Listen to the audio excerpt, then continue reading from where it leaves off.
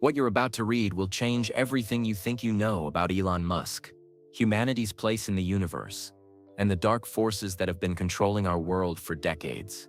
In a shocking live interview that broke the internet, the world's richest man revealed a secret so devastating that it explains his entire career, every company he's built, and why he's risking everything to tell this story now.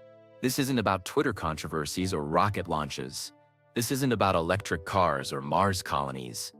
This is about a murdered 13-year-old boy, alien technology buried in South African mines, and a conspiracy that reaches the highest levels of corporate and government power. For 40 years, Elon Musk has carried the crushing guilt of a betrayal that cost his best friend's life. Today, he's finally ready to tell the truth, no matter what it costs him. What happened in that Austin studio will be remembered as the moment humanity learned who's really been controlling our technological development, why certain innovations have been suppressed, and what's coming for our species in the very near future. The interview started normally enough, but within minutes, something was clearly wrong with the man who usually commanded every room he entered. The studio lights felt too bright. That was the first thing Marcus Chen noticed when Elon Musk walked into the Austin recording space on October 15, 2024. Something was wrong with the world's richest man. Marcus had interviewed dozens of tech CEOs over the past 5 years. He knew how they moved, how they talked, how they tried to control every second of airtime. But this version of Elon Musk was different. His usual confident stride had been replaced by hesitant steps. His eyes darted around the room like he was looking for exits. "Thanks for coming on the show, Elon," Marcus said, adjusting his own microphone. "My viewers are excited to hear from you." Musk nodded but didn't speak. He sat down in the guest chair and immediately started fidgeting with the microphone clip. Marcus watched his hands shake slightly as he tried to attach it to his black t-shirt. This wasn't the Elon Musk who joked about buying Twitter for memes. This wasn't the guy who smoked weed on Joe Rogan's podcast or laughed about flamethrowers. This man looked scared. "You okay?" Marcus asked quietly, off camera. "We can wait a few minutes if you need to." "No," Musk said quickly. Let's get this started." Marcus signaled to his camera operator. The red recording light came on. Thousands of viewers were already watching live. "Welcome back to Truth Seekers." Marcus began with his usual energy. "I'm Marcus Chen, and today we have a very special guest. Elon Musk needs no introduction. But for those who've been living under a rock, he's the CEO of Tesla, SpaceX, and about a dozen other companies changing our world." Musk managed a weak smile. "Thanks for having me, Marcus. So let's start with the big stuff. Mars. When are we actually going to see humans walking around up there?" It was a softball question. Musk could talk about Mars missions in his sleep. Marcus expected a 20-minute answer about rocket engines and fuel production. Instead, Musk gave him 3 sentences. "SpaceX is on track for the first crewed mission in 2029. We're making good progress on the life support systems. The biggest challenge is still landing safely." That was it. No technical details. No excitement about making humans a multiplanetary species. Just basic facts delivered like a tired news anchor. Marcus tried again. "And Tesla's new factory in Mexico? That's supposed to produce 2 million cars per year, right? The Mexico plant should be operational by late 2025, Musk replied. His voice was flat, distracted. "We're hiring local workers and using clean energy for production." Another short, boring answer. Marcus looked at his producer behind the camera. She shrugged. Neither of them had ever seen Elon Musk this disconnected from his own companies. "Elon," Marcus said, leaning forward in his chair. "Can I be honest with you?" Musk looked up for the first time since sitting down. "Sure. You seem different today. Not your usual self. My audience comes here because they want real conversations with real people. They don't want PR talking points. They want to know who you actually are when the cameras aren't rolling." For a long moment, Musk just stared at him. The studio was completely quiet except for the hum of the air conditioning. Marcus could see something changing in the billionaire's eyes, like a wall coming down. "Marcus," Musk said slowly, "what would you do if you'd been carrying a secret for 40 years? A secret so big that it changed everything you thought you knew about yourself." This was more like it. Marcus felt his reporter instincts kick in. I'd probably want to tell someone, he answered honestly. Secrets that big can eat you alive from the inside. Musk nodded. Yeah, that's what I thought too. He was quiet for another minute. Marcus waited. Good interviewers knew when to stay silent and let their guests fill the empty space. There's something I've never told anyone, Musk finally whispered. Something that would change how people see me. How they see everything I've built. The camera was still rolling. Marcus could see the live viewer count climbing as word spread that something unusual was happening. What kind of secret? Marcus asked gently. Musk's hands had stopped shaking. He looked directly into the camera for the first time since arriving. Every company I've started, every rocket I've launched, every car Tesla has made. It's all been because of something that happened when I was 12 years old in Pretoria, South Africa. Marcus felt his pulse speed up. This was the kind of moment that made careers in journalism. What happened when you were 12? Musk took a deep breath. When he spoke again, his voice was stronger, clearer, like he'd made some kind of decision. I had a best friend named David Kowalski. He lived 3 houses down from my family. We spent every day together building model rockets and programming computers. He was the smartest kid I'd ever met. What happened to David? The change in Musk's expression was immediate and terrible. His eyes went dark. His whole body seemed to shrink into the chair. They killed him, Marcus. And it was my fault. The studio felt like all the air had been sucked out of it. Marcus stared at the man across from him. This wasn't just a good interview anymore. This was a confession. Who killed him? People who wanted something David's father had found. Something that wasn't supposed to exist. Musk looked down at his hands. When he looked back up, there were tears in his eyes. I helped them do it, Marcus. I was 12 years old and scared. And I told them things I shouldn't have told them. David died because I was a coward. Marcus realized he was holding his breath. Around the studio, his crew had gone completely silent. The camera operator hadn't moved in 5 minutes. Elon, Marcus said carefully, are you sure you want to talk about this on camera? If I don't tell this story now, Musk replied, I'll never tell it. And there are things happening, things that mean people need to know the truth. What kind of things? Musk was quiet for a long time, then he said the words that would change everything. Everything I've built, Marcus. SpaceX, Tesla, Neuralink, all of it. It's been running from something that happened in Pretoria 40 years ago. But I can't run anymore, because what David's father found in that mine, it's not finished with us yet. The red recording light blinked steadily in the corner of the room. Thousands of viewers were watching live as one of the world's most powerful men prepared to reveal a secret that had shaped his entire life. Marcus Chen had no idea he was about to learn the truth about his own father's death. Marcus felt like the ground had shifted under his feet. Something about the way Musk said those words made his chest tight. But he pushed the feeling away. This was the biggest interview of his career. He needed to stay focused. Tell me about David, Marcus said softly. What was he like? Musk's face changed. The fear and guilt were still there, but now there was something else. Love. The kind of deep friendship that only happens in childhood. David Kowalski was everything I wasn't, Musk began. I was awkward and obsessed with computers. Other kids thought I was weird. But David, he understood me. Musk described their friendship like he was remembering a dream. 2 12-year-old boys in Pretoria East, spending every afternoon together while their parents worked. We built model rockets in his garage, Musk continued. Real ones, not the cheap plastic toys from the store. David would calculate the fuel mixtures by hand. He was incredible at math. Marcus could picture it. 2 kids with big dreams in 1983 South Africa. The world was different then. No internet, no smartphones, just 2 boys who wanted to reach the stars. While other kids played soccer, we programmed games on my Commodore VIC-20, Musk said. David created this space exploration game where you had to calculate real orbital mechanics to get to Mars. It was amazing. The smile on Musk's face was the first genuine emotion Marcus had seen from him all day. But it didn't last long. David was actually smarter than me, Musk admitted. I know that sounds crazy, but it's true. He could solve physics problems that wouldn't be in textbooks for another 10 years. Teachers didn't know what to do with him. Where did his intelligence come from? His father, Jan Kowalski, was a geologist. He worked for Anglo-American Corporation at their platinum mines outside Pretoria. Jan would bring home rock samples and mineral charts. David memorized everything. Musk explained how David's house was full of geology books, periodic tables, and maps of underground mine shafts.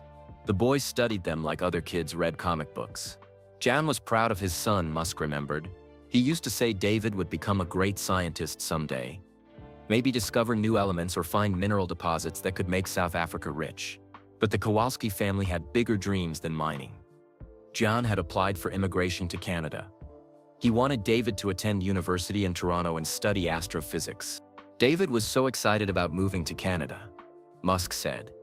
He showed me all these university brochures. He said we could meet up when I eventually moved to North America too. We made plans to start a space company together. The friends spent hours talking about their future. They would build rockets that could carry people to Mars. They would solve the energy crisis with new technologies.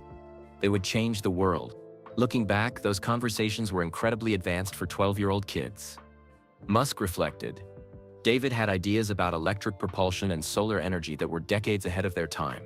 Marcus was getting caught up in the story. These weren't just childhood memories. They sounded like the foundation of everything Elon Musk would later build. So what went wrong? Marcus asked. Musk's expression darkened immediately. The fear came back into his eyes. December 1983, he said quietly. Everything changed in December. He described how Jan Kowalski came home from work one evening looking terrified. David's father had been calm and steady, but that night he was shaking. Jan told his wife they couldn't move to Canada. Musk explained. Something had happened at the mine, something that changed everything. David had run to Musk's house that night, crying. His 13-year-old friend was heartbroken. The move to Canada was supposed to happen right after Christmas. All their plans were ruined. David said his father had found something underground. Musk remembered, something that wasn't supposed to be there. Jan was scared of his own discovery. The boys didn't understand what could be so frightening about rocks and minerals. Jan Kowalski had been a geologist for 15 years. He'd seen every kind of stone and metal that came out of South African mines. But David said this was different, Musk continued. His father kept saying it shouldn't exist. Those were his exact words. Marcus leaned forward. What did he find? I didn't know then, Musk replied. I was just a kid who wanted his best friend to be happy again. The weeks after that conversation were strange. Jan Kowalski started working late every night. Security cars appeared outside the Kowalski house. David noticed men in suits watching their family at the grocery store. David's father was being followed, Musk explained. But we didn't understand how dangerous the situation really was. On the night of January 10, 1984, David came to Musk's house after dinner. He was more upset than his friend had ever seen him. He said his father was going to disappear, Musk remembered. Jan had told David that bad people wanted what he'd found in the mine. If they couldn't have it, they might hurt the family. David was carrying a small backpack that night. Inside was something his father had given him for safekeeping. He made me promise to keep it secret forever, Musk said, his voice barely above a whisper. What was it? Musk closed his eyes. When he opened them again, tears were running down his cheeks. Something that changed my understanding of everything. Physics, technology, even life itself. The studio was completely silent. Marcus could hear his own heartbeat. David pulled out this object. Musk continued. It was about the size of a smartphone, but perfectly smooth, made of some kind of metal I'd never seen before. When you touched it, equations appeared on its surface. Marcus felt confused. Equations?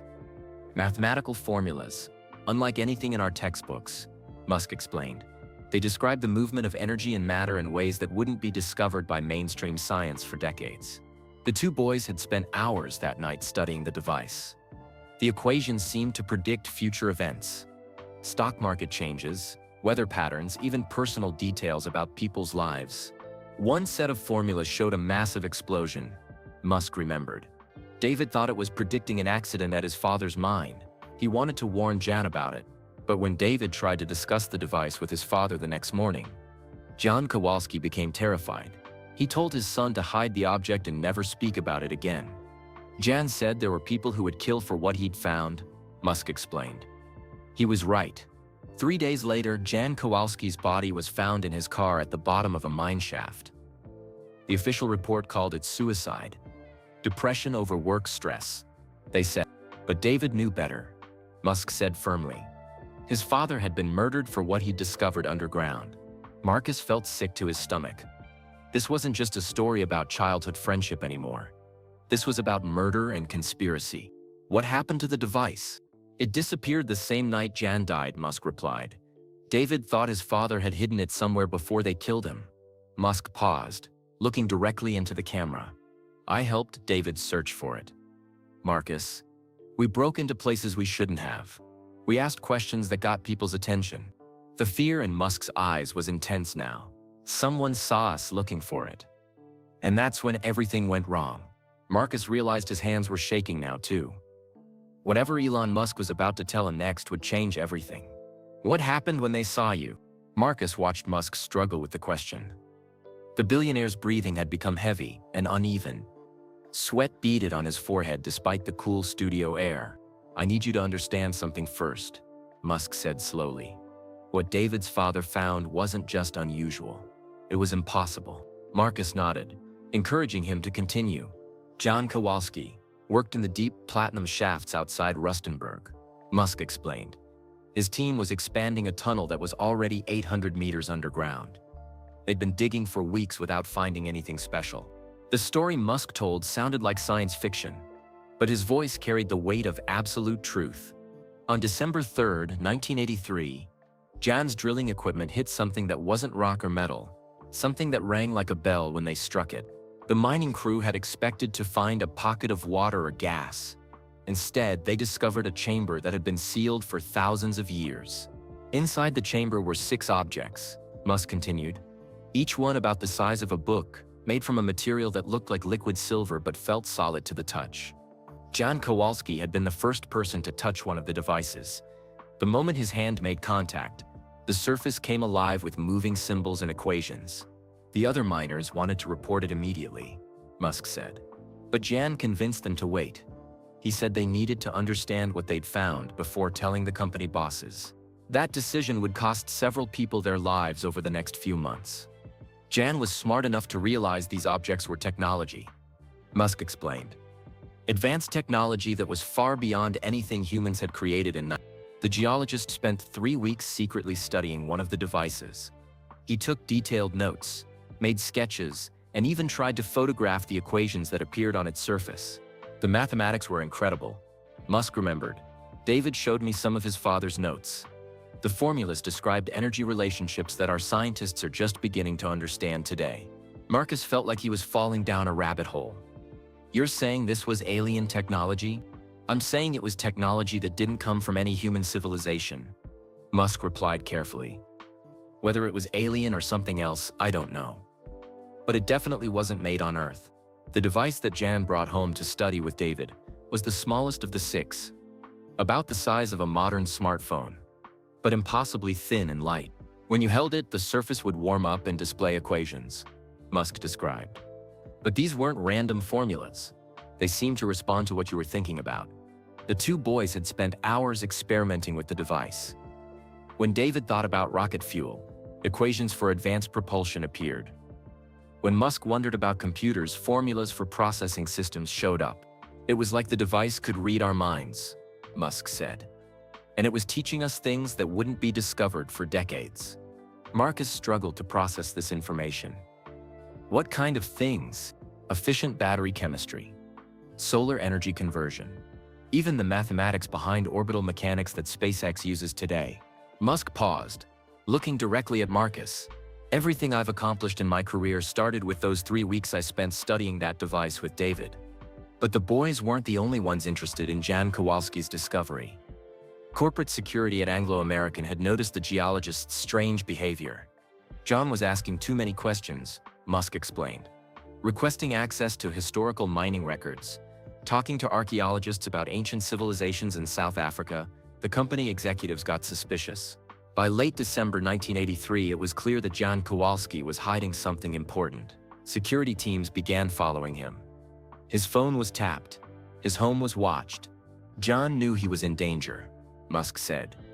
That's when he gave David the device and told him to keep it secret. The plan was simple. Jan would pretend the discovery had been nothing special, just unusual rock formations that turned out to be worthless. Meanwhile, David would hide the device until the family could safely leave for Canada. But Jan underestimated how ruthless the company could be. Musk continued. On January 13, 1984, Jan Kowalski didn't come home from work. His wife called the mine office, but nobody would tell her where her husband was. They found his body 3 days later, Musk said quietly. Car accident. They called it. Lost control on a mountain road and crashed into a ravine.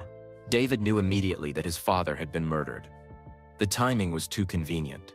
Jan had been planning to quit his job that very week. The device disappeared from David's bedroom the same night they found Jan's body. Musk explained. Someone had broken into the house while the family was at the police station. But David was smarter than the killers realized. He'd spent weeks studying the device with his best friend. Both boys had memorized many of the equations and formulas. David told me his father had made copies of everything, Musk revealed, hidden in places where the company security wouldn't think to look. That's when the two friends made a decision that would change both their lives forever. We decided to find Jan's hidden research, Musk said. We thought if we could prove the device existed, we could expose his murder. For the next 2 weeks, David and Musk searched everywhere they could think of. Jan's old office at the mine, storage lockers in Pretoria, even the basement of their church. We were just 13-year-old kids playing detective, Musk remembered.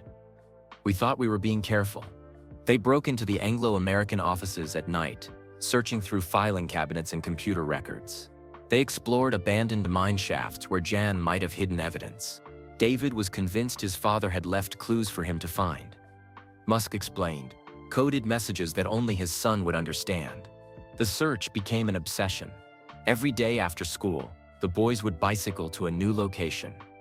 They felt like they were close to solving the mystery. We found some of Jan's research notes hidden in a safety deposit box, Musk revealed. Detailed drawings of the device and copies of the mathematical equations. But they weren't the only ones searching for Jan Kowalski's secrets. Corporate security had been watching David's house since his father's death, Musk explained. They knew the family was hiding something. On January 28, 1984, the boys made a critical mistake. While searching an abandoned mining equipment warehouse, they triggered a security alarm.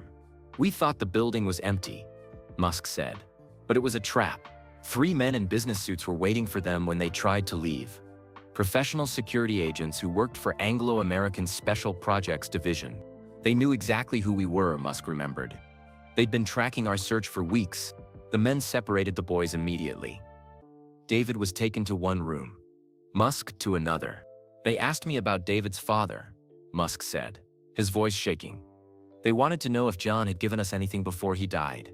Musk had tried to lie, but he was just a scared 13-year-old facing grown men who clearly had no limits. I could hear David screaming from the other room. Musk whispered. They were hurting him to make him talk about the device. The sound of his best friend's pain had been unbearable. Young Elon Musk made a choice that would haunt him for the rest of his life. I told them about the device, he admitted. I described everything we'd seen, everything David had told me about his father's research. Marcus felt sick. He could see where this story was heading. They promised they'd let us both go if I cooperated. Musk continued, I believed them. But the men had lied. They realized that David understood the alien technology in ways that his friend, the Kowalski boy, was the real threat to their plans. They let me go that afternoon, Musk said, tears streaming down his face. They told me to forget everything I'd seen and never speak about it again. What about David? Musk looked directly into the camera. His eyes filled with 40 years of guilt and pain. David Kowalski never came home that night. His mother was told he'd run away because of grief over his father's death. But I knew the truth. Marcus waited for the final revelation. They killed him, Marcus. They killed my best friend because of what I told them. And I've been living with that guilt every single day since. The studio fell into complete silence. Marcus stared at Elon Musk, watching one of the world's most powerful men break down in front of millions of viewers. This wasn't just an interview anymore. This was a confession that could change everything. Elon, Marcus said gently, you were 13 years old. You were scared and trying to protect your friend. No, Musk said firmly, wiping tears from his eyes. Don't make excuses for me. I had a choice, and I chose wrong. David died because I was a coward. Marcus could see the pain that had been eating at Musk for 40 years. Every success, every achievement, every $1 billion he'd earned, none of it had been enough to erase the guilt of that January afternoon and night. Tell me what happened after they let you go, Marcus said. Musk took a shaky breath. I went home and pretended everything was normal. My parents asked where I'd been. I said David and I were exploring old buildings. Just kids having fun. But nothing felt normal. That night, Musk lay in bed knowing his best friend was somewhere being hurt because of what he'd revealed. I kept thinking David would come to school the next day, Musk remembered. I had this stupid hope that maybe the men had let him go too. Instead, David's desk remained empty. His teacher told the class that David Kowalski had moved away suddenly due to a family emergency. His mother, Anna, came to our house 3 days later. Musk continued. She was crying and asking if I knew where David had gone. She said he'd left no note, taken no clothes. He'd just vanished. Musk had wanted to tell Anna the truth, but the men from Anglo-American had been very clear about what would happen if he talked. They said my family would disappear too if I ever mentioned what happened. Musk explained. So I lied to David's mother. I said I didn't know where he was. Anna Kowalski searched for her son for months. She filed police reports, hired a private investigator, even offered reward money. But David had been erased as completely as his father. The police said he was probably a runaway, Musk recalled. Teenage grief over losing his dad. They stopped looking after 6 weeks, but Musk knew the truth. Late at night, he would stare at the ceiling and imagine what David's final hours had been like. Had his friend called out for help? Had he wondered why Elon wasn't coming to save him? I started having nightmares, Musk admitted. Dreams where David was calling my name, asking why I'd betrayed him. I'd wake up screaming. His parents took him to doctors. They thought the stress of losing his best friend was causing anxiety problems. Nobody suspected the real cause of his breakdown. For months, I couldn't function, Musk explained. I stopped building rockets, stopped programming computers. Everything that had been fun with David felt poisoned. The guilt changed everything about young Elon Musk's personality. The curious, confident boy became withdrawn and fearful. He stopped making friends, afraid that caring about someone would put them in danger. I convinced myself that I was cursed, Musk said, that anyone who got close to me would end up hurt. But gradually, the guilt began to transform into something else. Determination. I realized that David's dreams couldn't die with him, Musk explained. All those conversations we'd had about reaching Mars, about building electric cars, about changing the world, someone had to make them real. By age 15, Musk had made a promise to his dead friend. He would accomplish everything they'd planned together. He would build the future David had imagined. Every company I've started has been partly for David, Musk revealed. SpaceX exists because he wanted to go to Mars. Tesla exists because he understood clean energy before anyone else did. Marcus was beginning to understand the deeper motivation behind Musk's career. This wasn't just about business success or personal achievement. This was about honoring a murdered friend. But there's more to the story, Musk continued, his voice getting stronger. The men who killed David didn't just disappear. They've been watching me my entire life. This revelation sent a chill through Marcus. What do you mean? When I moved to Canada in 1989, there were people asking questions about my childhood in South Africa, Musk explained. When I started my first company, mysterious investors tried to buy controlling shares. When SpaceX began developing new rocket technology, government officials started requesting private meetings. The pattern had continued for decades. Every time Musk achieved something significant, representatives from shadowy organizations would appear. They never directly threatened me, Musk said. But the message was always clear. They were watching. They remembered what I knew. In 2008, when Tesla was struggling financially, a group of investors offered exactly the funding needed to save the company. But their terms included unusual clauses about technology sharing and research oversight. I realized they wanted to control what I was building, Musk explained.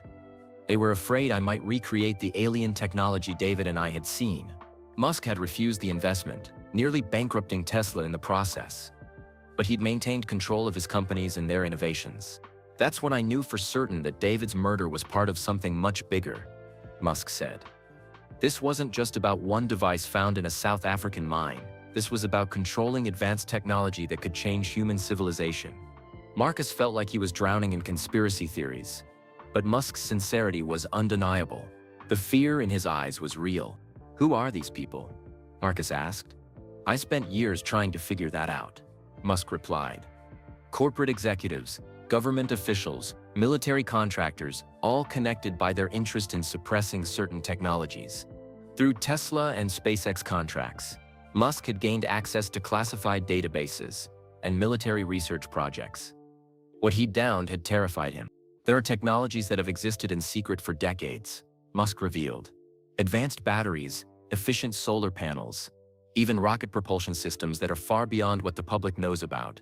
These technologies weren't being developed by traditional research and development. They were being reverse engineered from artifacts like the one David's father had found." "How many artifacts?" Marcus asked. "I don't know exactly," Musk admitted.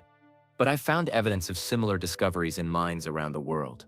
Australia, Canada, Russia, the Democratic Republic of Congo. Always the same pattern. Geologists find something impossible, and then they disappear." The scope of the conspiracy was staggering. For decades, a network of organizations had been collecting alien technology and using it to maintain technological advantages over competitors and governments. "They don't want humanity to develop these technologies naturally," Musk explained. "They want to control the pace of progress, to maintain power over who gets access to advanced capabilities." But Musk had found ways to work around their control. By making his innovations public and open source, he'd made it harder for any single organization to suppress the technology. "Tesla's patents are freely available to anyone," Musk noted. "SpaceX publishes detailed engineering specifications. I learned that transparency is the only defense against suppression." However, his strategy had attracted increasingly direct attention from the conspiracy. In 2019, someone tried to hack into Tesla's main servers, Musk revealed. When our security team traced the attack, it led to a company that didn't officially exist. Similar incidents had occurred at SpaceX, Neuralink, and his other ventures. Professional attempts to steal research data, sabotage equipment, and recruit key employees. "They were trying to stay ahead of my innovations," Musk explained. "But they were also sending a message. They could reach me anywhere, anytime." The breaking point had come in 2020, when Musk received an unexpected visitor at his home in Bel Air. "A woman knocked on my door," Musk said. "Professional, well-dressed, completely calm. She said she represented interested parties in the mining industry. The woman had known details about David's murder that had never been made public. She knew about the alien device, about Jan Kowalski's research, even about the specific equations the boys had memorized. She offered me a deal," Musk continued. "Stop looking for more artifacts. Stop trying to recreate the alien technology, and my family would remain safe." Marcus felt his blood run cold. "What kind of threat?" "She showed me photographs," Musk whispered. "Pictures of my children at school, my mother at the grocery store, my brother at work." The message was clear, but the most shocking part of the encounter was still to come. "The woman introduced herself," Musk said, looking directly into the camera. "Her name was Sarah Kowalski, David's sister." The revelation hit Marcus like a physical blow. David's sister was working for them? She'd survived her family's destruction by joining the people who killed them, Musk explained. At 14 years old, she was given the same choice I'd been given at 13. Cooperate or die. Unlike Musk, Sarah had chosen survival over resistance. For 36 years, she'd worked her way up through the organization responsible for her family's murder. "She told me David had never stopped believing in me," Musk said, tears returning to his eyes. Even while they were killing him, he said his friend Elon would someday expose the truth. Sarah's visit had been both a warning and an opportunity. The conspiracy was offering Musk the same deal they'd given her decades earlier. "Join them, and have unlimited resources to build whatever I wanted," Musk explained. "Refuse, and watch my family suffer the same fate as the Kowalskis." Marcus realized this interview wasn't just a confession. It was Musk's answer to that ultimatum. "You're choosing to expose them," Marcus said. "I'm choosing to honor David's memory," Musk replied. He believed the truth was more important than survival. It's time I proved he was right. Marcus watched as Elon Musk wiped his eyes and straightened in his chair. Something had changed in the billionaire's posture. The fear was still there, but it was mixed with determination now. Like a man who had finally decided to stop running. "Elon," Marcus said carefully, "you realize what you're risking by telling this story." "I've been living in fear for 40 years, Musk replied. "At some point you have to choose between safety and truth." Marcus glanced at his camera operator. They were still recording live. Thousands of viewers were watching this confession unfold in real time. There would be no taking it back. "Tell me about the guilt," Marcus said. "How did it shape the man you became?" Musk was quiet for a long moment. When he spoke again, his voice was steady but filled with pain. "Every morning for 40 years, I've woken up thinking about David," he began. "Every success I've achieved, every dollar I've earned, every rocket I've launched, it all feels hollow because he's not here to see it." The guilt had been like a weight pressing down on everything in Musk's life. Even his greatest achievements felt incomplete without his childhood friend there to share them. "When SpaceX successfully landed its first rocket in 2015, I should have been celebrating," Musk explained. "Instead, I stood there watching the rocket touch down and thought about David. He should have been standing next to me." Marcus could see the depth of Musk's pain. This wasn't just survivor's guilt. This was the anguish of a man who believed he'd caused his best friend's death. "David used to draw pictures of the Mars colonies we'd build together," Musk continued. "Detailed sketches of underground habitats and greenhouse domes. He had it all figured out when he was 12 years old. Those childhood drawings had become the blueprint for SpaceX's Mars mission. Every technical specification, every life support system, every architectural detail could be traced back to conversations between two boys in Pretoria 40 years ago. I kept one of his drawings," Musk admitted. "It's framed in my office at SpaceX headquarters. Most people think it's just a cool piece of science fiction art. They don't know it's a memorial." The electric car revolution through Tesla had similar roots in David's vision. The alien device they'd studied together had shown them equations for energy storage and conversion that were decades ahead of their time. David understood that fossil fuels were killing the planet, Musk explained. He'd studied those alien equations and realized we could build cars that ran purely on electricity, with ranges and performance better than gasoline engines. Every Tesla innovation could be traced back to principles the boys had learned from studying the mysterious artifact. Advanced battery chemistry, efficient motors, even the sleek aerodynamic designs that reduced energy consumption. But the hardest part wasn't building the technology, Musk revealed. It was living with the knowledge that David should have been my partner in all of it. The loneliness had been crushing. Musk had surrounded himself with brilliant engineers and ambitious entrepreneurs, but none of them shared his true motivation. They didn't understand that every project was really about honoring a murdered 13-year-old boy. "I've never told anyone the real reason I started these companies," Musk said. "My employees think it's about advancing humanity or making money. They don't know I'm trying to build the future David envisioned before they killed him." The guilt had affected his personal relationships too. Musk had married and divorced multiple times, unable to fully connect with anyone who didn't share his burden of knowledge. How do you explain to someone that your entire life is dedicated to a dead friend they've never heard of? Musk asked. How do you tell them that every day you're haunted by choices you made when you were 13? His children knew their father was driven and obsessed, but they didn't understand the source of his intensity. Musk had wanted to protect them from the truth about the dangerous forces that had shaped their lives. "I named my son after David," Musk revealed quietly. "Not directly, that would have been too obvious. But Xavier is David's middle name. It was my way of keeping my friend's memory alive."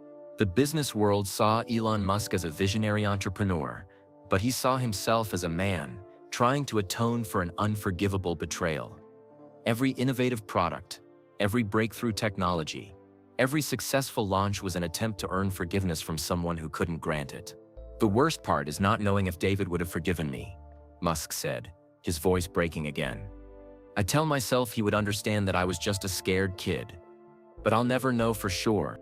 Marcus could see that this uncertainty had been eating at Musk for decades. The guilt wasn't just about causing David's death. It was about never being able to make peace with his friend.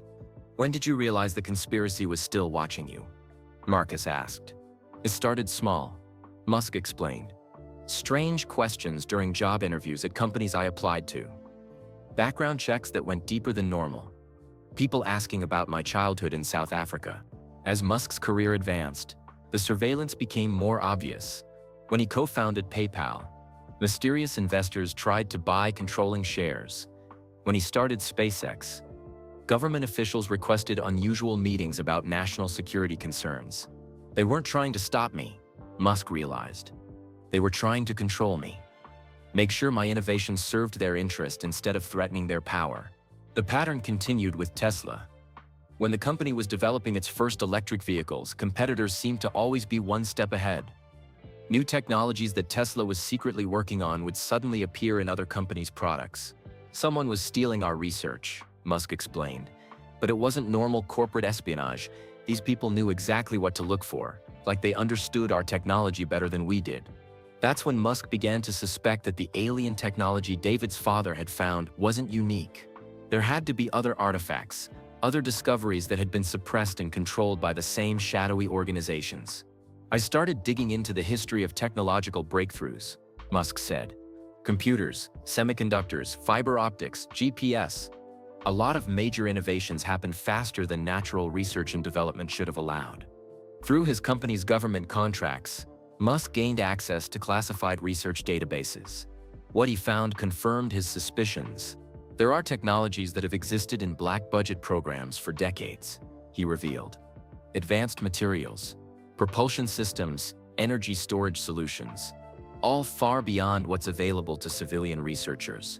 These secret technologies weren't being developed through normal scientific processes. They were being reverse engineered from artifacts found around the world, similar to what David's father had discovered in the South African mine. The conspiracy isn't just about suppressing alien technology, Musk explained. It's about maintaining technological advantages that give them power over governments and economies. But Musk's success with Tesla and SpaceX had begun to threaten that power structure. His open-source approach to patents and public development of advanced technologies made it harder for shadowy organizations to maintain their monopolies. That's when they decided I was becoming too dangerous, Musk said. The harassment escalated in 2018. Cyber attacks on Tesla's servers became more frequent and sophisticated. Key employees at SpaceX received job offers from companies that didn't seem to exist. Suppliers reported pressure from unnamed clients to stop working with Musk's companies. They were trying to slow down my progress without directly confronting me, Musk explained. But I kept pushing forward because I knew that's what David would have wanted. The breaking point came when Musk announced plans for Starlink, the satellite internet constellation, providing global communications that couldn't be controlled by any single government or corporation, was apparently a step too far. 2 weeks after the Starlink announcement, Sarah Kowalski showed up at my house, Musk revealed. The encounter with David's sister had been the most painful moment of Musk's adult life. Seeing her face, so similar to David's, had brought back all the guilt and grief he'd been carrying for 36 years. She told me David had talked about me even while they were torturing him, Musk said, tears flowing freely now. He said his friend Elon was too smart and too stubborn to ever stop looking for the truth. Sarah had spent decades rising through the ranks of the organization that killed her family. She'd become one of their most trusted operatives, handling problems like Elon Musk, who threatened their control. She said joining them was the only way to survive, Musk explained. She'd watched her father and brother die for trying to expose the truth. She chose cooperation over martyrdom. But Sarah's visit wasn't just about delivering threats. She'd also brought an offer. They wanted to recruit me, Musk revealed. Give me unlimited resources to develop whatever technologies I wanted, as long as I worked within their system of control. The offer was tempting. Musk could have built his Mars colonies and electric car fleets with alien technology that was decades ahead of current human capabilities. He could have revolutionized human civilization overnight. But it would have meant betraying David all over again, Musk said firmly. He died because he refused to let them control humanity's future. I couldn't dishonor his sacrifice by accepting their deal. Marcus realized that this interview was Musk's final answer to Sarah's ultimatum.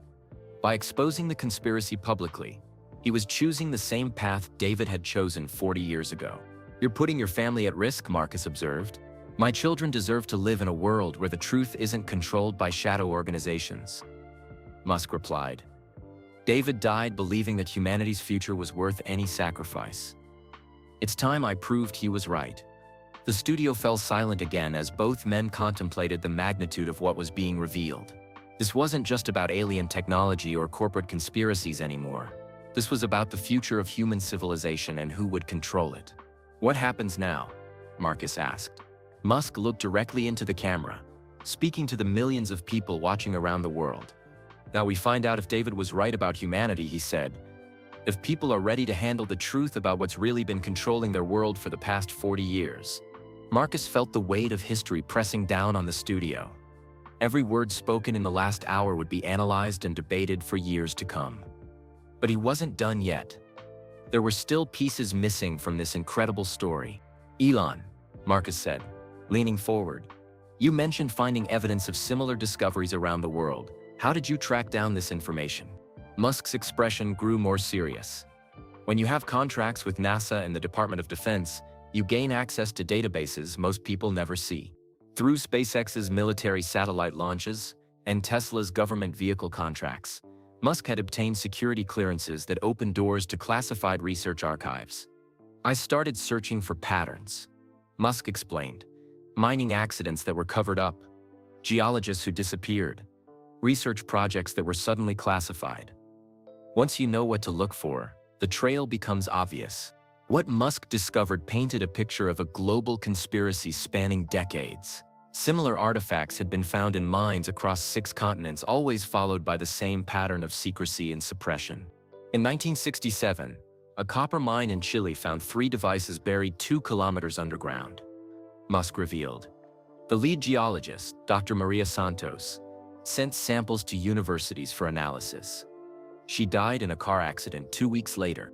The Chilean discovery had been classified by their government and turned over to international mining corporations for study. No official results were ever published. 1974, a nickel mine in Ontario, Canada. Musk continued, the entire geological survey team vanished during a blizzard. Their bodies were never found, but their research notes disappeared from 3 different university laboratories on the same night. Marcus felt overwhelmed by the scope of what Musk was describing. How many artifacts are we talking about? Based on the patterns I found, at least 30 major discoveries since 1960. Musk replied. But those are just the ones I could trace through official records. The real number is probably much higher. Each discovery had been handled the same way. Local researchers would be eliminated or recruited. The artifacts would be classified and moved to secure facilities. Any public evidence would be erased or discredited. Russia found a cluster of 7 devices in a Siberian diamond mine in 1981. Musk said. The research team was transferred to a classified facility and never seen again. Officially, they were working on advanced metallurgy for the space program. The Soviet government had used the alien technology to accelerate their military research programs. Several breakthrough weapons systems from the 1980s could be traced back to principles learned from studying the artifacts. The Democratic Republic of Congo has been especially important, Musk explained. Their cobalt and copper mines have yielded more alien technology than anywhere else on Earth. This explained why certain corporations and governments had maintained such intense interest in Congolese mining rights despite the political itatiliko. They weren't just extracting traditional minerals. Anglo-American Corporation, the same company that employed David's father, has mining operations in 12 countries where artifacts have been found. Musk revealed. That's not a coincidence. Marcus was beginning to understand the true scale of the conspiracy. So these organizations have been collecting alien technology for decades? Not just collecting it, Musk corrected. They've been using it to maintain technological advantages over their competitors and control the pace of human development. The evidence was hidden in plain sight once you knew where to look. Computer processing power had advanced much faster than natural research should have allowed. Battery technology had made sudden leaps that couldn't be explained by gradual innovation. Silicon Valley's biggest breakthroughs weren't invented by garage entrepreneurs, Musk said. They were reverse engineered from alien technology by teams of scientists working in classified facilities. Major tech companies had benefited from access to this hidden knowledge. Their founders might not have known the true source of their innovations, but their early investors and board members had been carefully selected from the conspiracy's network. Ever wonder why certain companies always seem to be 20 years ahead of everyone else? Musk asked. Some of them have had access to alien technology since the 90s, but the conspiracy's control wasn't absolute. Independent researchers and entrepreneurs like Musk could still make genuine breakthroughs through traditional methods. The challenge was staying alive long enough to bring those innovations to market. That's why they tried to recruit me instead of just killing me, Musk explained. My work with Tesla and SpaceX proved I could develop advanced technologies without their help. That made me valuable. The recruitment attempt through Sarah Kowalski had been carefully planned. The conspiracy preferred cooperation to elimination when possible, especially with high-profile targets whose deaths would attract unwanted attention. Sarah told me they'd been watching my progress since I started PayPal, Musk revealed. Every business decision, every technology investment, every public statement, they'd been analyzing it all. The organization had compiled detailed psychological profiles of Musk's motivations and weaknesses. They understood that his work was driven by guilt over David's death, which made him both predictable and manipulable. They thought offering me unlimited resources would be irresistible, Musk said. Build Mars colonies with technology that was centuries ahead of current human capabilities. Save the planet with energy systems that could end fossil fuel dependence overnight. The temptation had been real.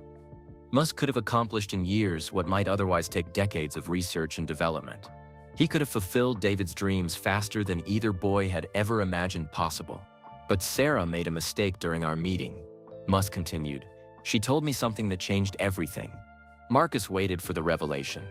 She said David had figured out something about the alien technology that no one else understood. Musk explained. Something so dangerous that they'd kept him alive for weeks trying to extract the information. David's intelligence had been far greater than even his best friend had realized. In the 3 weeks he'd studied the device, he'd deciphered principles that teams of professional scientists had missed. David understood that the artifacts weren't just technology, Musk revealed. They were communication devices.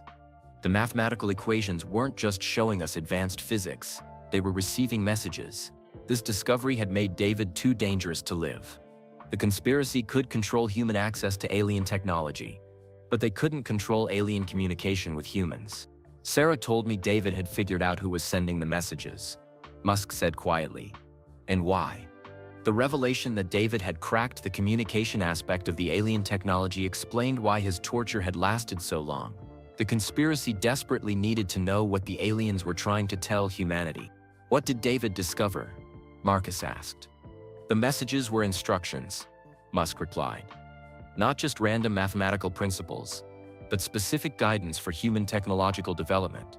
The aliens were trying to help us evolve, but the conspiracy had been intercepting and controlling that guidance for decades. Instead of allowing humanity to develop naturally with alien assistance, they'd been filtering the information to maintain their own power. David realized the aliens were preparing for something. Musk explained. The messages were getting more complex and detailed as human technology advanced. Like they were building towards some kind of contact. This was why David had to be eliminated.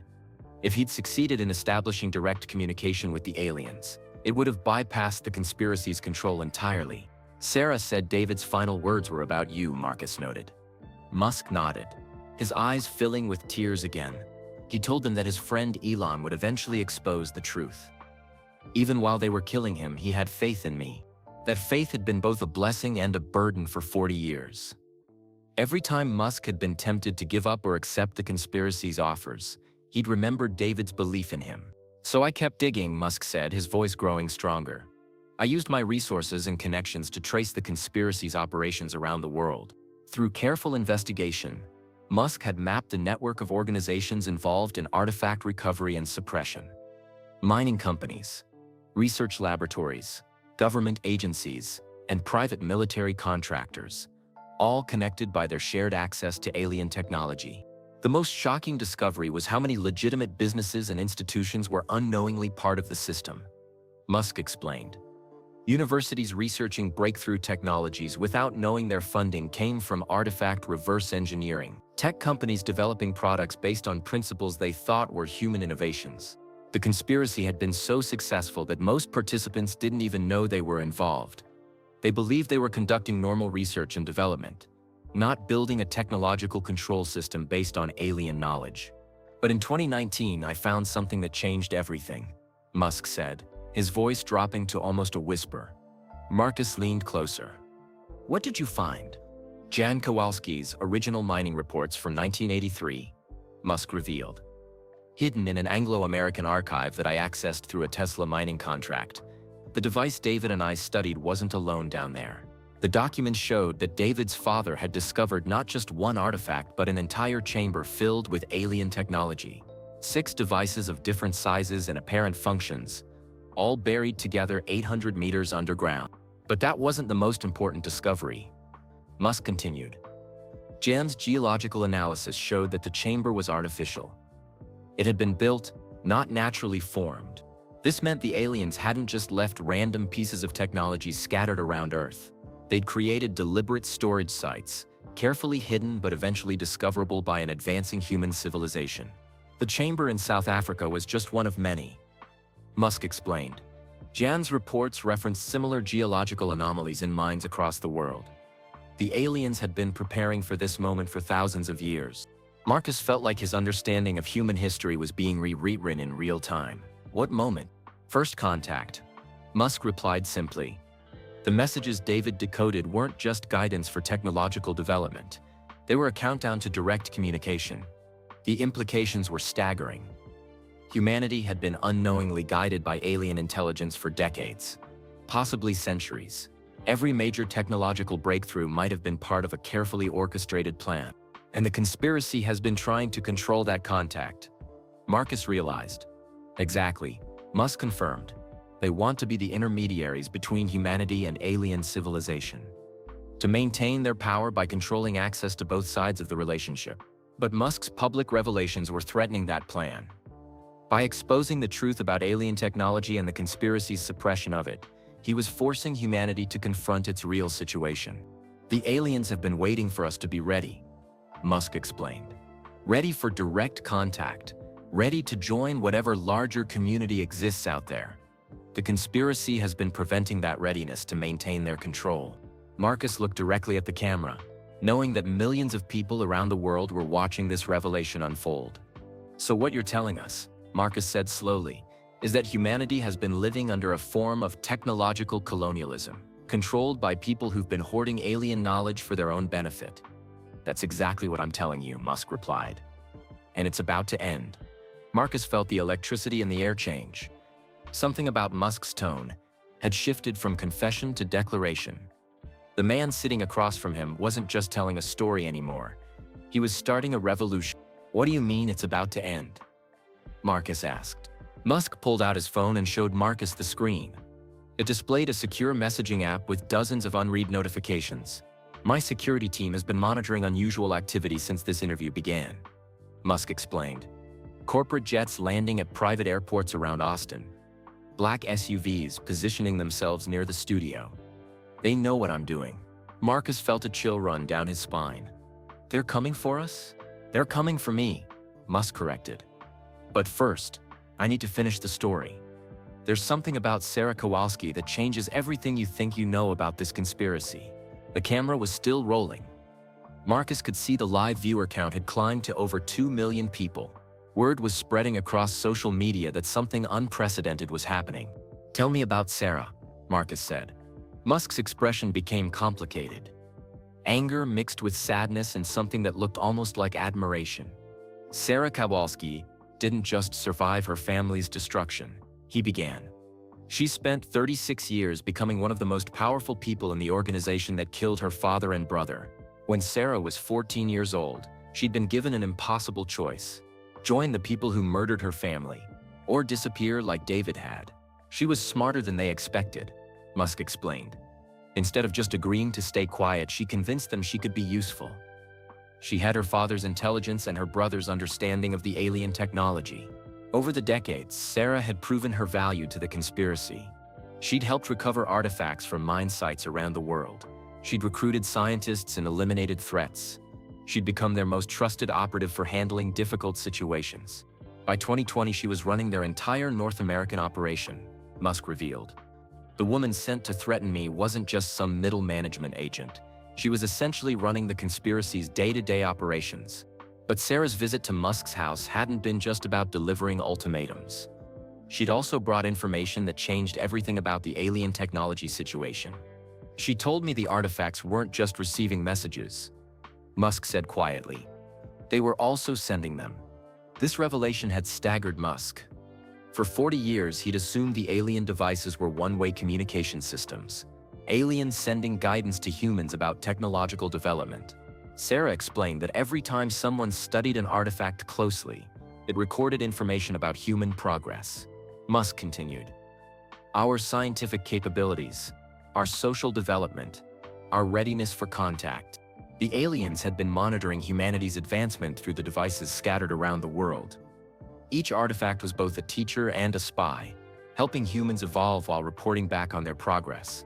David had figured this out during those 3 weeks in 1983, Musk explained. That's why they kept him alive so long, trying to extract information. He understood how the communication system really worked."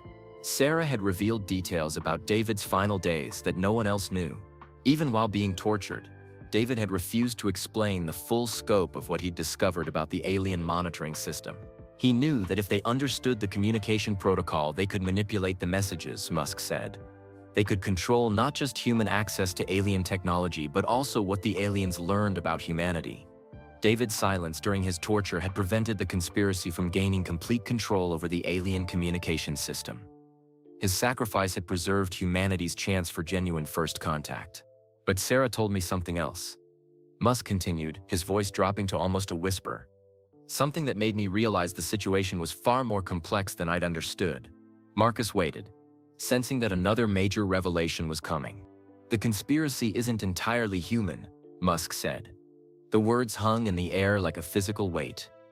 Marcus stared at Musk, trying to process what he'd just heard. What do you mean? Some of the people running this operation aren't from Earth, Musk explained. Sarah showed me evidence that certain high-level members of the conspiracy are aliens who've been living among us for decades. This explained how the conspiracy had maintained such sophisticated control over alien technology recovery and suppression. They weren't just reverse engineering artifacts. They had direct alien guidance. The human members of the conspiracy think they're working with advanced technology, Musk said. They don't realize they're actually working for an alien faction that wants to control humanity's development. Sarah had learned this truth gradually over her 36 years of service. What she'd initially thought was a human organization exploiting alien technology was actually an alien organization exploiting human cooperation. The aliens aren't united, Musk explained. There are different factions with different opinions about how to handle humanity's development. Some want open contact and cooperation. Others want control and manipulation. The conspiracy represented the controlling faction. Aliens who believed humanity was too dangerous to be trusted with advanced technology or direct contact with galactic civilization. But David figured out how to communicate with the cooperative faction, Musk revealed. That's what really got him killed. During those 3 weeks studying the artifact, David hadn't just learned about alien technology. He'd established contact with aliens who wanted to help humanity develop independently. Sarah said David's final words weren't about me. Musk admitted, tears forming in his eyes again. His final words were coordinates. Star charts showing where the cooperative aliens were located. The conspiracy had tortured David for weeks trying to extract those coordinates. They needed to know which alien faction was trying to communicate directly with humans, bypassing their control system. David never gave them the information, Musk said proudly. He died protecting humanity's right to choose its own future. But Sarah's revelation hadn't ended there. After 36 years of serving the conspiracy, she'd made a discovery that changed her perspective entirely. She found David's hidden research, Musk explained. The equations and star charts he'd memorized and encoded in places the conspiracy never thought to look. Before his capture, David had hidden his discoveries in the model rockets he and Musk had built together. The fuel formulas, the control systems, even the decorative designs, contained encrypted information about alien communication protocols and star charts. Sarah realized that everything David had learned was still accessible, Musk said, hidden in plain sight in my childhood bedroom back in Pretoria. This was why Sarah had really come to see Musk in 2020. Not just to deliver threats from the conspiracy, but to reveal that David's greatest discovery was still recoverable. She wanted to complete her brother's work, Musk explained. Establish contact with the cooperative alien faction and expose the conspiracy's true nature. But Sarah's plan required Musk's cooperation. The model rockets were in his family's old house, and only he had the childhood memories needed to decode David's hidden messages. She offered me a choice, Musk said. Help her recover David's research and expose the conspiracy, or continue living in fear while they consolidated control over humanity's future. Marcus realized the magnitude of what he was hearing. So you're working with her now? I've been working with her for 4 years, Musk confirmed. This interview isn't just my confession. It's the first step in Sarah's plan to reveal the truth about alien control over human development. The revelation reframed everything Marcus thought he understood about the story. Musk wasn't just a guilty man seeking redemption. He was part of an active resistance against alien colonialism. The model rockets from your childhood, Marcus began, are in a safety deposit box in Geneva, Musk finished. Along with David's decoded star charts and communication protocols, Sarah and I have spent 4 years preparing for this moment. Marcus looked at the camera, knowing that millions of viewers around the world were witnessing history being made. What happens next? Musk checked his phone again. The security notifications were increasing rapidly. In about 10 minutes, Sarah will simultaneously release David's research to scientists and journalists around the world, he explained. Complete documentation of alien communication protocols, star charts showing the location of the cooperative faction, and evidence of the conspiracy's alien leadership. The plan was brilliant in its simplicity. By making the information public simultaneously across multiple channels, they would make it impossible for the conspiracy to suppress. But there's one more thing, Musk said, looking directly into the camera. Something I haven't told Sarah. Something that will change everything once more. Marcus felt his pulse accelerating. After 2 hours of revelations, there was still more to come. The cooperative aliens David contacted 40 years ago. Musk said quietly. They're not just sending messages anymore. They're coming here. The studio fell into absolute silence. Marcus stared at Elon Musk, his mind struggling to process what he'd just heard. After 2 hours of impossible revelations, this felt like the biggest bombshell yet. They're coming here? Marcus whispered. Musk nodded grimly. The artifacts have been receiving new messages for the past 6 months. Different from anything we've seen before. Sarah's team has been monitoring the communication patterns. He showed Marcus encrypted files on his phone. Complex mathematical equations scrolled across the screen, interspersed with what looked like star charts and navigation coordinates. These aren't instructions for human development anymore, Musk explained. These are travel plans, arrival schedules. The cooperative alien faction is preparing for direct contact. Marcus felt like the ground was shifting beneath his feet. This wasn't just about exposing a decades-old conspiracy anymore. This was about humanity's immediate future. When? Marcus asked. Based on the mathematical progressions in the messages, sometime in the next 18 months. Musk replied. The conspiracy knows this too. That's why they've become so desperate to maintain control. The alien faction that had been secretly controlling human development for decades was panicking. Their careful manipulation of humanity's technological progress was about to be exposed by direct contact with their rivals. Sarah discovered that the controlling faction has been preparing for this moment. Musk continued. They're planning to present themselves as humanity's protectors when contact occurs. Make it look like they've been helping us all along. The conspiracy's decades of technological suppression would be reframed as careful guidance. Their murder of researchers like David and his father would be justified as necessary security measures. History would be rewritten to make the controllers look like heroes. But David's research changes everything, Musk explained. It proves that humanity was never supposed to be controlled. The cooperative faction has been trying to establish direct contact for centuries. This was why Sarah had spent 4 years preparing for this moment. The truth about alien manipulation had to be revealed before contact occurred, or humanity would never know they'd been enslaved. So this interview is what exactly? Marcus asked. This is humanity's declaration of independence, Musk replied firmly. We're telling both alien factions that humans will choose their own future. The plan was breathtakingly audacious. By revealing the truth about alien control publicly, Musk and Sarah were forcing a confrontation that could determine humanity's place in galactic civilization. What if the controlling faction decides we're too dangerous to survive? Marcus asked. Musk's expression darkened. That's exactly what they might decide. Which is why I've been building backup plans for 40 years. Every company Musk had created suddenly made sense in this new context. SpaceX wasn't just about reaching Mars. It was about giving humanity places to hide if Earth became too dangerous. Mars colonies, lunar bases, asteroid mining stations, Musk listed. If the controlling faction tries to eliminate humanity, at least some people will survive to continue our species. Tesla's electric vehicle network wasn't just about clean energy. It was about creating transportation systems that couldn't be shut down by alien technology that might interfere with fossil fuel engines. Starlink provides communication that can't be controlled by any single government or organization, Musk added, including alien ones. If contact goes badly, humans will still be able to coordinate resistance. Neuralink, the Boring Company, even Musk's tunnel projects. All pieces of a massive survival system designed to help humanity survive first contact with hostile aliens. You've been preparing for war, Marcus realized. I've been preparing for freedom, Musk corrected.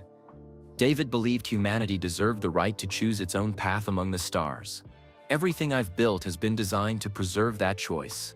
But the conspiracy had been preparing too. Sarah had revealed that they developed weapon systems based on alien technology that could potentially defend Earth against the cooperative faction's arrival. They want to fight a war between alien factions with humanity as their soldiers, Musk explained. Use our planet as a battlefield while they maintain control over whoever survives. This was the impossible choice facing humanity. Accept control by aliens who claim to be protectors, or risk destruction fighting for independence. There's a third option, Musk said quietly. Marcus leaned forward. What? David's research included more than just communication protocols, Musk revealed. He figured out how to build our own versions of the alien technology, from scratch, using purely human engineering. The equations David had memorized and encoded in their childhood model rockets included blueprints for advanced propulsion systems, energy sources, and communication devices that matched alien capabilities. We don't have to choose between alien factions, Musk explained. We can stand as equals and negotiate our own terms for joining galactic civilization. But building that technology required resources and time that humanity might not have. The cooperative faction's arrival was still months away, while the conspiracy's alien controllers were already here. This is why the interview had to happen now, Musk said. We need every human scientist, engineer, and inventor working together to build David's designs before contact occurs. The encrypted files on Musk's phone contained detailed technical specifications for technologies that could revolutionize human civilization overnight. Anti-gravity propulsion, unlimited clean energy, faster-than-light communication. All derived from David's childhood genius. Sarah has been secretly sharing pieces of this research with select scientists around the world, Musk explained. But the full specifications have been too dangerous to release until now. In 10 minutes, when Sarah simultaneously released all the evidence of alien conspiracy, she would also release David's technical blueprints to every major research institution on Earth. Humanity will have the tools to build our own advanced technology, Musk said. The question is whether we can work together fast enough to be ready for what's coming. Marcus looked at the camera knowing that millions of people around the world were about to have their understanding of reality completely shattered. So you're asking every human being to make a choice, Marcus said slowly. I'm asking them to make the same choice David made 40 years ago. Musk replied. Choose freedom over safety. Choose truth over comfort. Choose to fight for humanity's right to determine its own future. Musk's phone buzzed with an urgent notification. His security team was reporting multiple helicopters approaching the studio location. They're here, he said calmly. Marcus felt his heart racing. What do we do? We finish this, Musk replied, looking directly into the camera. We tell humanity the truth and let them decide what kind of species they want to be. The sound of helicopters grew louder outside the studio.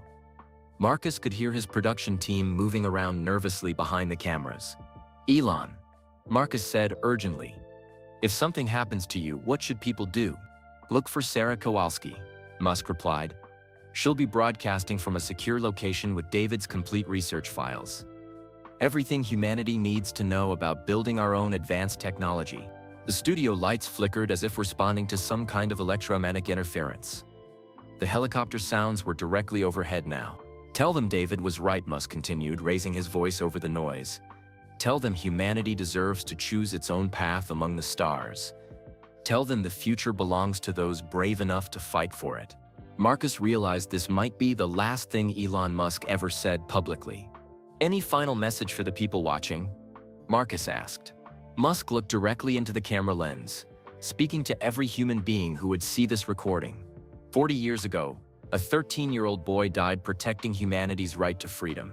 He said clearly, "Today, we honor his sacrifice by claiming that freedom for ourselves. The choice is yours. Choose wisely." The studio doors burst open. Marcus's heart stopped as armed figures in black tactical gear flooded into the studio. But instead of pointing weapons at Elon Musk, they took defensive positions around the room, facing outward toward the windows and doors. "It's okay," a familiar voice called from behind the tactical team. A woman stepped into the studio, removing a communications headset. She was tall, with graying brown hair and eyes that looked exactly like David Kowalski's. "Sarah?" Musk asked, standing up from his chair. "Hello, Elon," Sarah Kowalski replied. "Sorry about the dramatic entrance, but we're out of time." Marcus looked between them in confusion. "I thought she was working for the conspiracy?" "She was," Musk explained, "for 36 years, until she decided her brother's sacrifice meant more than her own survival." Sarah walked to the center of the studio, ignoring the live cameras that were still broadcasting to millions of viewers around the world. Her tactical team maintained their defensive positions. "The helicopter sounds you heard weren't our people," Sarah explained to Marcus. "Anglo-American security forces are surrounding this building. They're planning to eliminate everyone who heard Elon's story." The revelation that conspiracy forces were closing in sent a chill through the studio. Marcus realized that simply by conducting this interview, he'd signed his own death warrant. "But that's not why I'm here," Sarah continued, turning to face the main camera. "I'm here because it's time to tell the final part of David's story."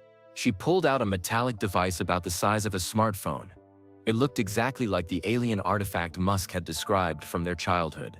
"This is the original device my father found in 1983, Sarah announced.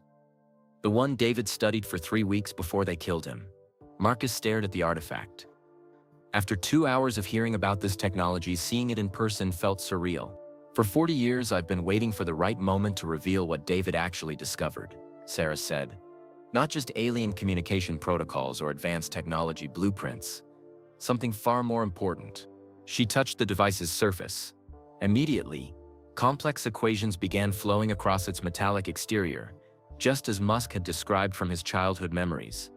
"David figured out that these artifacts aren't just communication devices," Sarah explained. "They're also recording humanity's history. Every major event, every technological breakthrough, every social development, it's all been documented and transmitted to alien observers." The implications were staggering. Humanity had been under alien surveillance for centuries, possibly millennia. Every war, every discovery, every moment of progress or regression had been carefully monitored.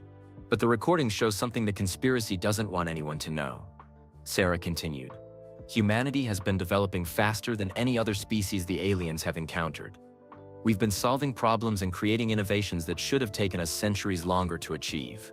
This was why different alien factions had such different opinions about human development. Some saw humanity's rapid progress as dangerous and needing control. Others recognized it as proof that humans deserved full membership in galactic civilization. David discovered that the cooperative alien faction has been protecting Earth from other threats for thousands of years," Sarah revealed. "Not controlling us, but defending us while we developed our own capabilities. The artifacts weren't just teaching tools or communication devices. They were proof that humanity had powerful allies among the stars. Aliens who believed in human potential and were willing to fight for humanity's right to independence. The star charts David decoded don't just show where the cooperative aliens are located," Sarah said, holding up the device.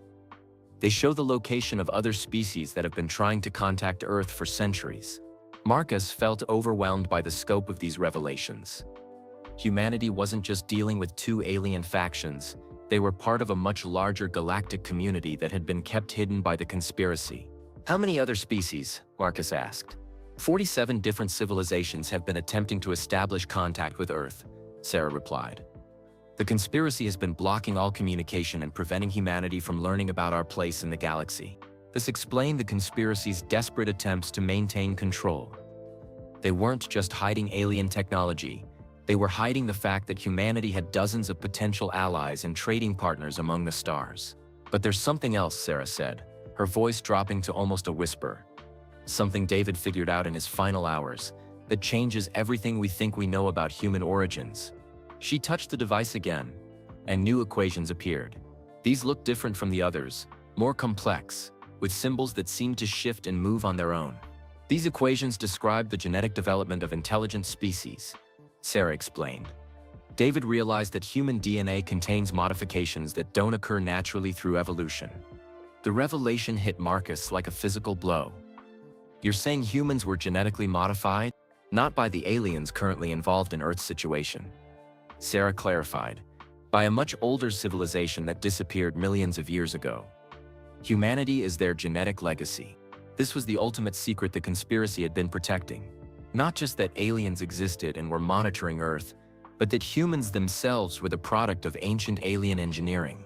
We're not just another species that happened to develop intelligence, Sarah continued. We're the children of beings who once ruled this part of the galaxy.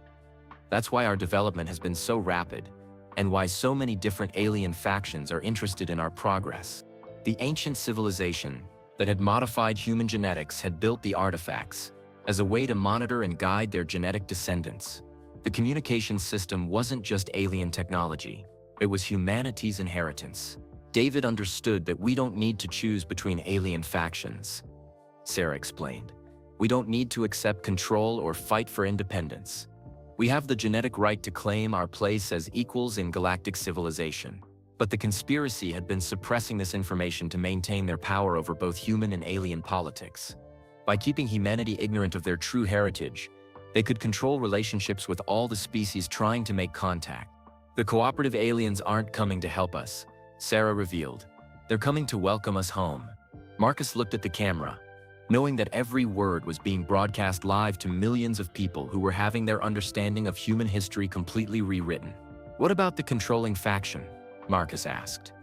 They're descendants of species that were conquered by our genetic ancestors, Sarah replied. They've been trying to prevent humanity from reclaiming our inheritance for thousands of years.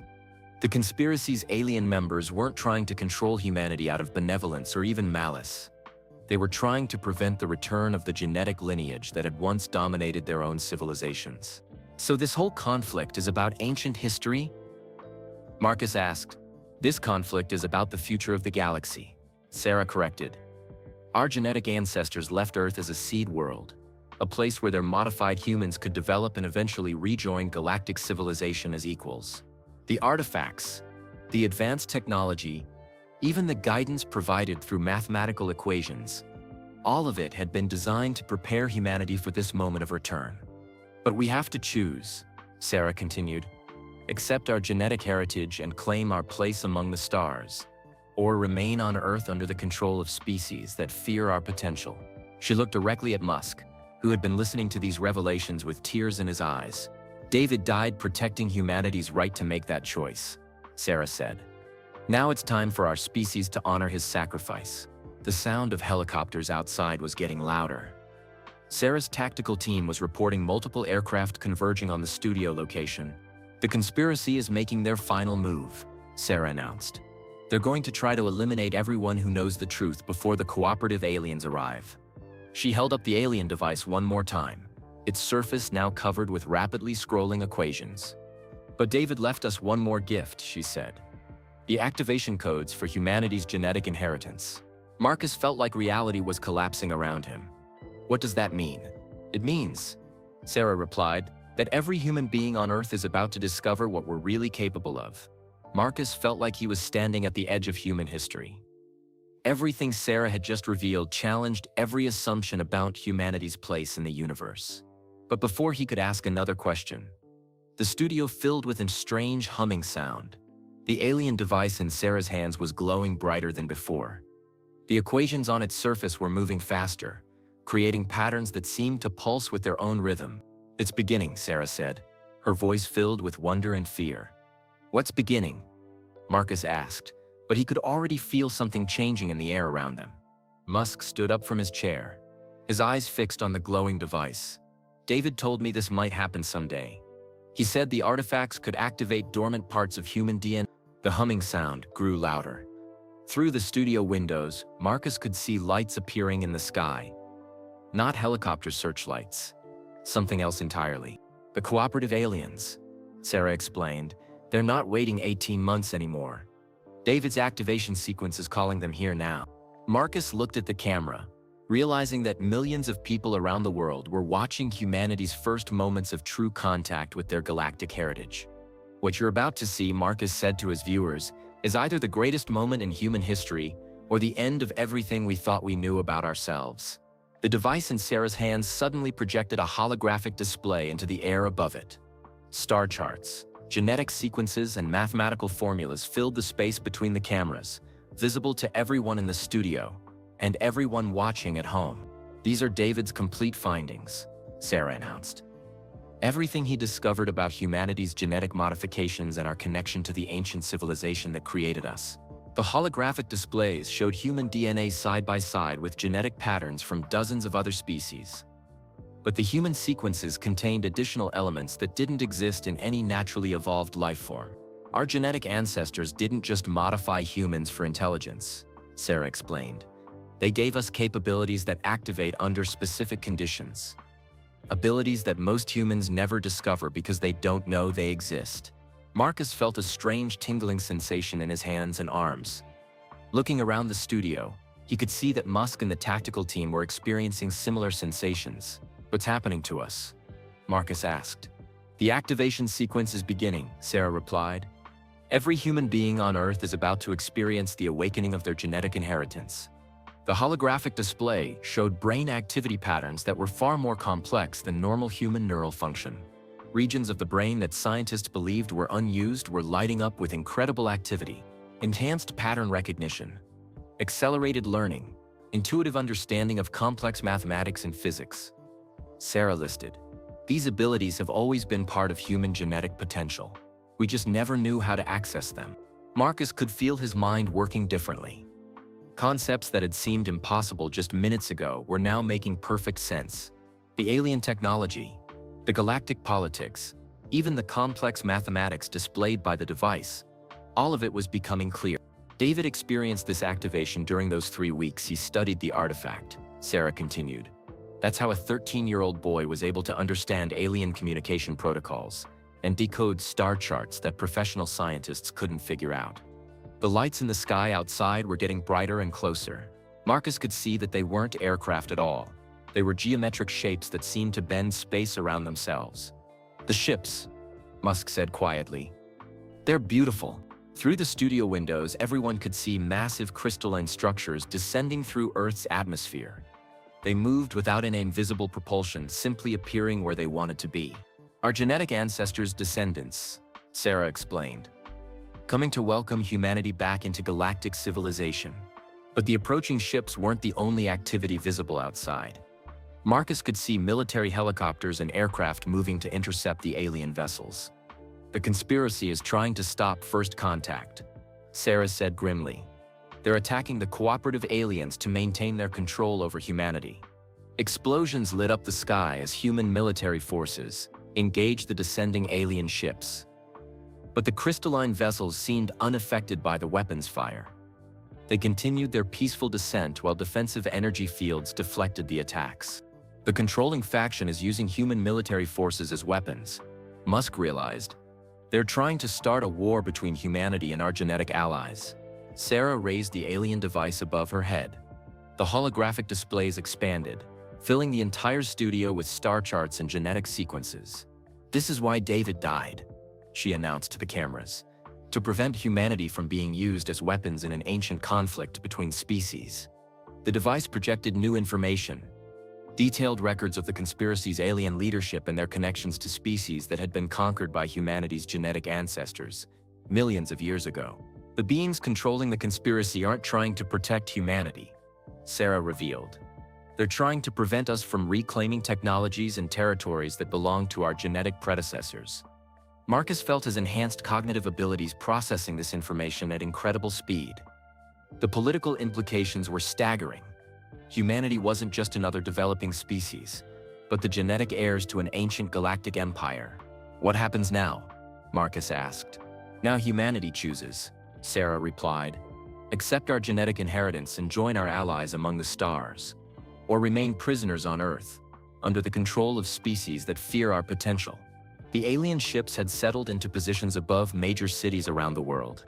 Marcus could see through the studio windows that one of the massive crystalline structures was hovering directly over Austin, Texas. They're waiting, Musk observed. Waiting for humanity to make a decision. Sarah looked directly into the main camera, speaking to every human being on Earth who was experiencing their genetic awakening. 40 years ago, a 13-year-old boy named David Kowalski died protecting humanity's right to this moment, she said. He understood that our species was destined for something greater than control and manipulation. The alien device in her hands pulsed with brighter light. Around the world, Marcus realized every human being was feeling the same genetic activation that he was experiencing. David believed that humanity would choose freedom over safety, truth over comfort, and hope over fear, Sarah continued. Today, we prove he was right. The military attacks on the alien ships had stopped. Marcus could see human pilots abandoning their aircraft and staring up at the crystalline vessels in wonder rather than aggression. The genetic activation is overriding the conspiracy's control.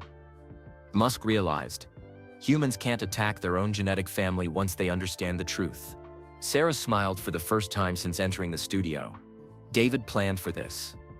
The activation sequence doesn't just enhance intelligence, it activates an instinctive recognition of genetic kinship.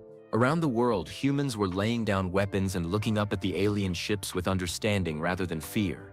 The conspiracy's attempt to start a war between humanity and their genetic allies was failing. But what about the controlling faction? Marcus asked. Won't they try to stop this? They're already trying, Sarah replied, pointing to her tactical team's communications equipment.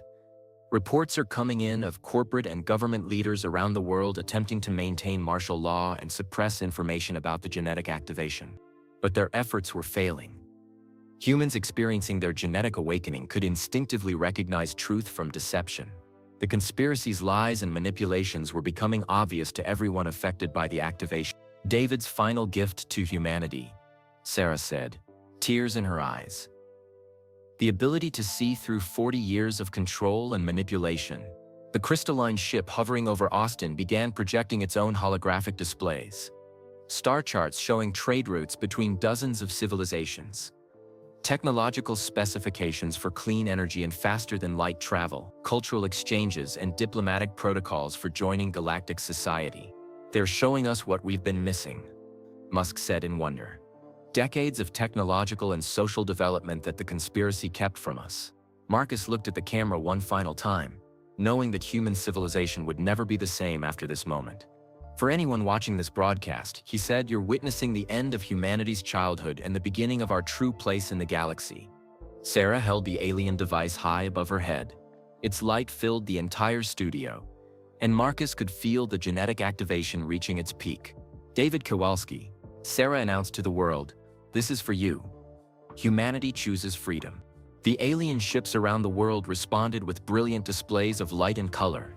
Not weapons or threats, but celebrations.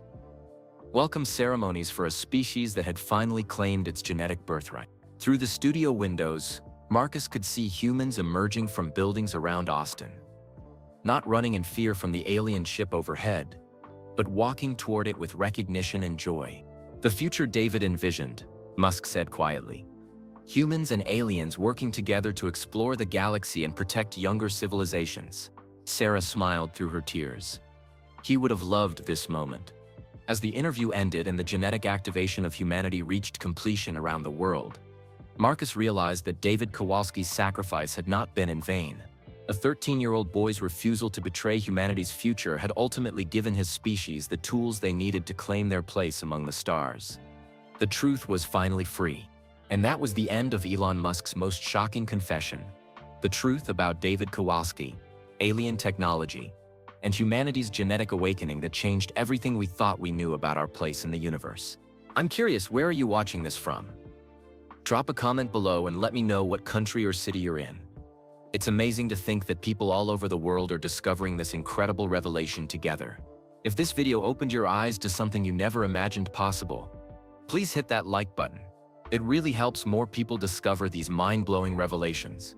And don't forget to subscribe to the channel for more fascinating content that exposes the hidden truths shaping our world. Most importantly, share this with your friends and family. They deserve to know what's really been happening behind the scenes of human development. Together, we can spread awareness and kindness by ensuring everyone has access to the truth. Thanks for watching, and I'll see you in the next one.